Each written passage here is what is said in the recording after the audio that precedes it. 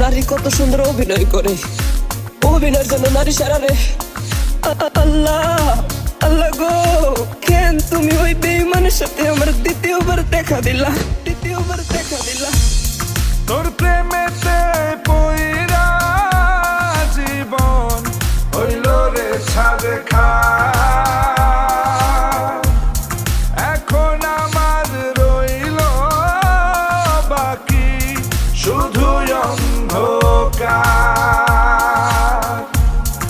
এখন আমার রইল বাকি শুধু অন্ধকার।